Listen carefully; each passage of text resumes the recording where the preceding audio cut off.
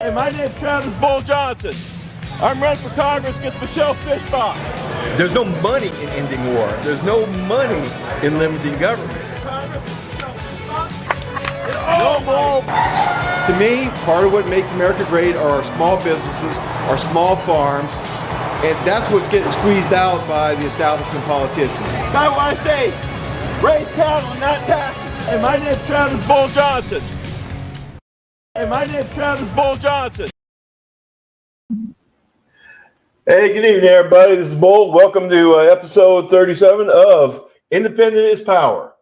Welcome to our new time, 8 p.m. Central Time Zone. We are switching our time frame from the 10 o'clock Saturday mornings to 8 o'clock on Saturday nights, primarily because my time is just too busy in the morning on Saturday morning getting farm stuff done. And I have a young lady who's been helping me out, but she finally said, "Hey, boss, it's time for us to get to work." So we decided to rearrange our schedules a little bit.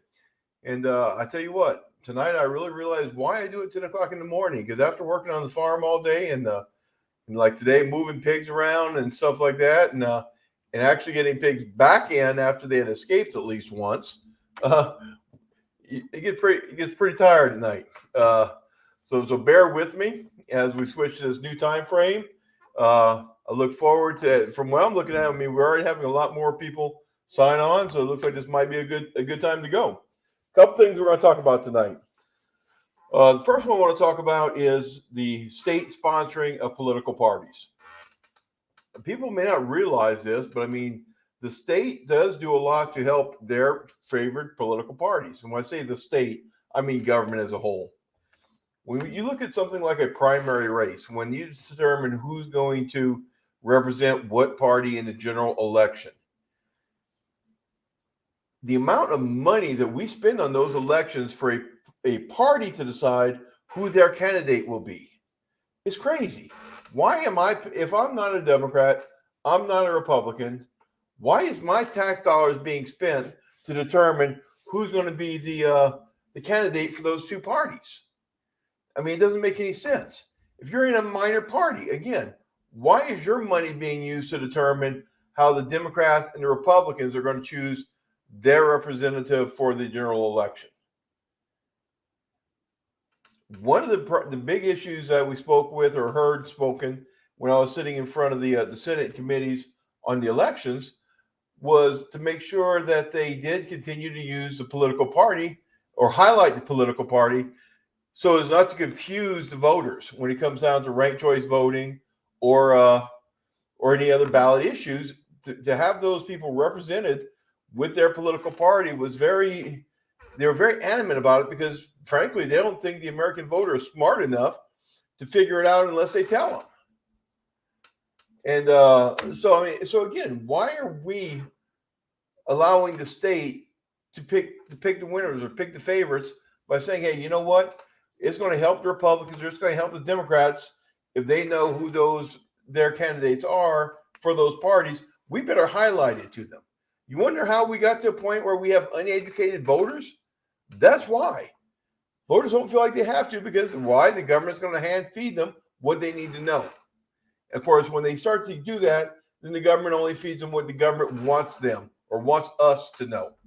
And that's what we're running into, okay? One of the things I would like to see change is I would like to see all political parties removed from the ballot. Let's elect people, not political parties. Okay? Make the voters start to learn about the candidates. Let the voters be responsible, because right now they're not. There's no reason for them to be. So let's put that onus back on the voters. Let's remove political parties from the ballot total. Okay? I mean, what is your thoughts on that? Anybody have any comments or any feelings on that? We have the comment lines are open. Please let us know. And but yeah, I mean, we look at dollars. I mean, when one of the things the fight on, and we covered this a few weeks ago, one of the fights with major party status in Minnesota is, as a major party, if you agree to certain limitations on your fundraising, the state will in fact help you, or it will match some of your funds you bring in. But you have to be a major party to get to that. So again, one of the reasons the Democrats were all pissed off is for state auditor. State auditor in this last election, Legal Marijuana Now party met the requirements for matching the matching funds from the state. Now, what they do is they'll have a pot of money, say for auditor, how much money is split up between the races. In this case, say it was $56,000. That money is split between all the candidates who qualify and who have agreed to the terms to get that money. In this case, the Republicans did not. The Democrats were mad because Legal Marijuana Now party did, so they got $20-something thousand to help with their campaign, and the Democrats were pissed because they wanted all of the $50,000 plus. So that's another reason why they've been trying to change these procedures for the major party status. So, but again, why is our tax dollars going to spend that if they're going to very closely control that money to it only goes to the people who represents the two major parties? I mean, if we're going to put this forward, it needs to be open to any candidate, regardless of their political party affiliation. Okay, if it's based off how much money they make or what, so be it. But it should have nothing to do with a political party affiliation. That's my thoughts on that. And hey, good to see you, that Libertarian lady. It has been a while. Glad you made it. Hopefully, you'll make it more often now that we switched this to Saturday nights from Saturday mornings. We're already seeing a little bit of an influx on people come in that we normally haven't seen. And Scott, I believe let's vote for the ideas and people, not the parties. And Scott, that's an excellent idea when you start talking about voting for ideas and people and not parties, to segue to my next topic that I want to talk about, which is Supreme Court Justice Clarence Thomas. There's been a lot of news coming out the last couple of days or last couple of weeks about lapses in his ethics. From one case, I know they were bringing in, he had a family friend paying $6,000 a month to send his nephew, who was basically living with him as a son, to a private boarding school. And then Justice Thomas felt that was not something that was required of him to have to report. Now, it turns out this particular person who is sending this money to Justice Thomas does sometimes have issues or things that will show up in front of the Supreme Court. He is also contributes heavily. He's a billionaire who contributes heavily to conservative ideas and policies and candidates. So again, it's a very ideological person who's been giving this money to a Supreme Court justice. And again, when you're talking $50,000, $60,000 a year for this private boarding school that Justice Thomas felt that he did not have to tell anybody about. That's something, I've got some issues with, okay? Now, what else I have an issue with is the Democrats in Congress right now are screaming about this, but they're screaming that they need to fix this by forcing ethics regulations on the Supreme Court. Here's the problem. The Congress cannot even prohibit themselves from selling and buying stocks that they make laws on to help or hurt those companies. They can't even clean their own house. Why in the hell should we allow them to try to clean somebody else's house? Clean their own house first. Let's clean up the ethics issues going on in the Senate or in the U.S. Congress before you start going over and trying to clean somebody else's house. But back to Clarence Thomas. There's a lot of people out there who says, you know what? Nothing should happen to Clarence Thomas. Let's just go on with life because we don't want it to affect the balance of the Supreme Court. If you count yourselves in that camp, I want you to ask yourself, what do you really stand for? What is right, okay? Or you're just more worried about, people can do whatever they want to do as long as you get your way or what you want to happen happens in the end. You don't care about people doing right or wrong and representing us, representing the law of the land, interpreting the law of the land. You're okay with them staying as a Supreme Court justice when they're taking all this money and not disclosing it, so you don't know basically where they're actually standing, or who they're getting funds from. So you know they're not recusing themselves from cases where they have a financial interest. But you're okay with him doing that as long as he's conservative and you're conservative. If you fall in that court, I mean, something's wrong with you, dude. I mean, I'm sorry. I mean, that's an issue. As Americans, we need to stand on principles. We need to stand on what's right and what's wrong. If we forget or we don't honor what's right or wrong because it benefits us personally or our point of view, we're part of the problem. And we're not going to fix anything if we're part of the problem and won't even acknowledge it and try to fix it. So, I mean, that's something I really want people to think about. I mean, with Clarence Thomas, do I think he should be impeached? Not necessarily, because I'm not sure that he hasn't broken any laws. And just like the president, you can't impeach somebody because they lack ethics or morals. They have to have broken a law. And as there is no law that he is required to have followed, so there's question on whether he could be impeached. Should he step down? I believe he should. I believe his failure to do so tarnishes the office at which he holds. But because I think he's such an ideologue who believes in a certain way, that he will not step down because he does not want to give the other side a chance to replace him. That makes, I mean, now I have to further question his personal integrity. I mean, because we know what's right. We all know what right looks like and what wrong looks like.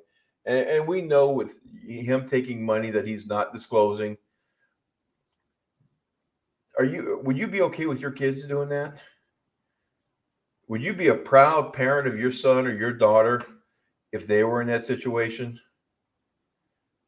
If your mom or dad was in that situation, taking money basically under the table, would you be proud of that? I mean, it calls into question our whole judicial system. We count on those 9 people on the Supreme Court to be fair. We count on them to do what's right and wrong and to interpret the Constitution of the United States of America. We count on those 9 people to have character, be of good moral character, whatever their personal beliefs are. We want these people need to be good people. And I believe now with the case with Justice Thomas, we don't know that anymore. And I do believe that he should step down. I mean, as somebody who grew up very conservative and who would often say, you know what, I'll pick a president because if they're going to appoint a Supreme Court justice, I need that Supreme Court justice to believe in interpreting the Constitution quite literally. I mean, it bothers me to say so, but if you don't stand for something, you fall for anything. And so I've got some issues with that. I mean, I got some heartburn with that, and we're going to see how it all ends up playing out. Yeah, well, exactly, Scott. $6,000 a month. Now that was when school was in session, so I don't know exactly how much it ended up being a year. So I don't know. It was a boarding school, so I'm assuming it was not 12 months, but it very well could have been. I will also say after they did that for a year at that school, they transferred the child to the alma mater of the gentleman who is paying all that money to Clarence Thomas. Now supposedly they do. He does a lot. There's a lot of kids he helps out that way by covering tuition to his alma mater. But the question is, are those people in a position where they're required or should be disclosing the money that they receive? So I mean, I'm not going to put the blame on the gentleman who's giving the money, but I'm going to put the blame on the Supreme Court Justice Thomas for not disclosing it. Because somebody said it was his belief he didn't have to disclose it. We start getting back into those should we or can we arguments. Are you required to? Maybe not, but considering the position you're in and the microscope that's on you, should you? By all means. But when you fail to do so, it's fair for us, the American people, to question your character. And I've always been a big supporter and a fan of Justice Thomas's, but I mean, between this and some of the actions and of his immediate family, and specifically some of the actions of his wife, who would claim to represent him when she was talked to certain people, I've got some issues, and I think right now there's enough issues that would warrant him stepping down. Scott's like China and Joe's library or whatever. If it's wrong for one, it's wrong for all. Exactly. Okay. I mean, and that's what we got to get back to is it's one standard. Not one standard if you're my president and a different standard if you're somebody else's president. We have to hold people accountable. And that's whether they believe we are on the same side as they are politically or not. If we don't hold them accountable, what example is that setting for the next generation of Americans? Can we wonder why the 18 and 20 and young Americans graduating from high school and college today have no faith in the older generations when they see stuff like this and nobody's being held accountable? Can we blame them for not having faith in the system? Can we blame them for feeling that they have to be violent and protest to get attention because they see that there is no real accountability? It's up to us. I mean, if we want to save this country, we want to actually have a country to give to our kids, to pass on to our grandkids. We definitely need to get better at holding people accountable. And that's holding all people who are in government accountable, not just those who disagree with us. But thanks everybody for tuning in. That's just my soapbox I was getting onto tonight. Before I head out, is there any questions or is there any issues somebody has? Any other topics that y'all want my opinion on? It's pretty much a ask me anything time frame. Scott's in our defense of civics classes when I was in school taught that checks and balances covered it. Exactly, but you know what? They don't. Why? Because they refuse to. Congress does not check the power of the president because it's all based on political parties, not separate branches of government. Separate branches of government are supposed to keep each other in check, but we've gotten away from 3 branches of government and gotten to 2 political parties. And there is no way the political parties are going to check and balance themselves because one's always in the minority, one's always in the majority. If you're in the minority, you have no power to hold the other side accountable. I mean, that's why we need to get back to Civics 101, back to the Congress is responsible to hold the president accountable. The Supreme Court is responsible for holding the legislator accountable for the laws that they pass. And the president is held accountable for executing those laws and being the chief executive. That's not happening. Our system's broken right now. And I put this squarely on the feet of the political parties, of the 2 major political parties. That's part of why I started the Constitutional Republic parties, because we need a third party who will go up there and stand for what's right, not what's easy, not for what's pretty, not for what falls into a specific political aisle, but what is the Constitution and what's morally right. And when I say morally right, I don't mean in a religious context.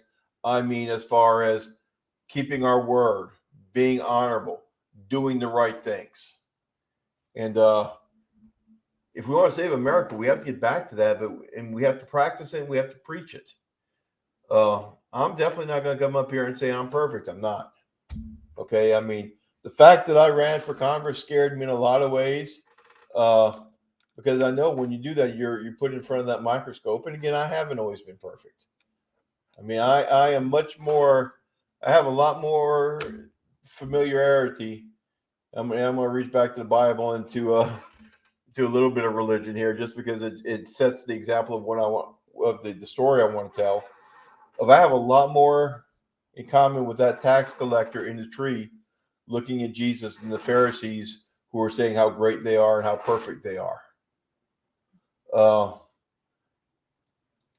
it doesn't mean that my heart's not in the right place and and I wanted to do better. So I said, you know what? I mean, let's do something. Let's try to make this better. I mean, for those of you who follow my Facebook, you may have noticed a couple days ago I posted a quote from a speech from Teddy Roosevelt called the man in the arena.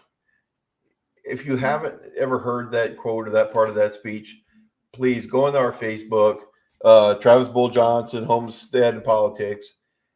Go find that post on the arena. Read that quote, because it talks about the person, the guy who's out there actually fighting, whether they're winning or losing or whatever. It's about what they're doing. Because they are trying to do something. They are trying to be better. They are the ones who are actually out there fighting the battle instead of being on their hands, watching and judging.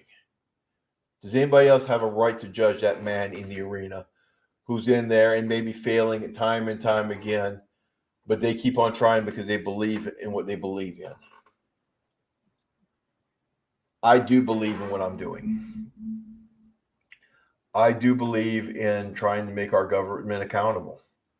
I do believe in trying to shrink our government and the influence that they have on our everyday lives.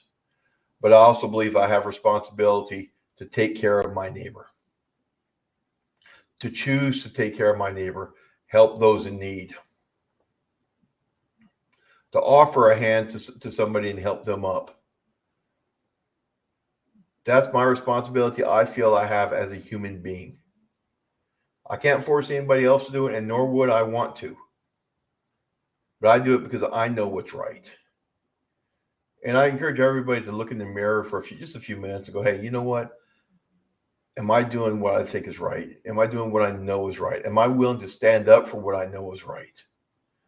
Or am I going to go with the flow because I'm scared of loss? I'm not going to go outside the two-party system because I am so scared I'm operating out of a fear of loss just in case the other side might win. I'm not willing to do what it takes to make things better. I'm just scared of making it worse. What do you stand for?